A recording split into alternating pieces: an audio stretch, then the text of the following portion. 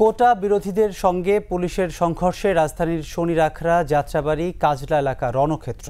দফায় দফায় সংঘর্ষ বাড্ডা, রামপুরা, উত্তরা এবং মিরপুরেও। রামপুরায় আগুন দেয়া হয় পুলিশ বক্সে।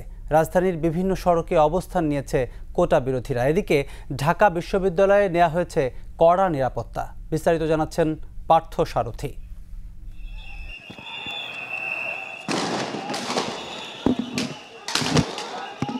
ঘোষিত কর্মসূচি বাস্তবায়নে বৃহস্পতিবার সকালে রাজধানীর বিভিন্ন সড়কে অবস্থান নেয় কোটা বিরোধীরা। এ সময় রাজধানীর বিভিন্ন স্থানে ঘটে পুলিশের সঙ্গে আন্দোলনকারীদের সংঘর্ষ। এতে শিক্ষার্থীসহ অনেকেই আহত হয়েছেন।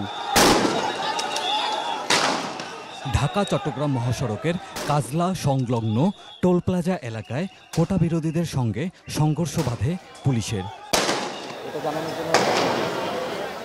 পুলিশকে লক্ষ্য করে ইট পাটকেল ছুটতে থাকে কোটা বিরোধীরা। এ সময় পুলিশ ছত্রভঙ্গ করতে মুহুর্মুহু টিয়ারশেল নিক্ষেপ করতে থাকে।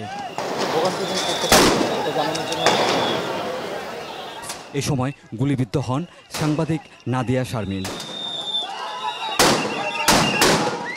এদিকে রাজধানীর মিরপুর, বাড্ডা, রামপুরা ও উত্তরায় পুলিশের সাথে সংঘর্ষে জড়ায় কোটা বিরোধীরা।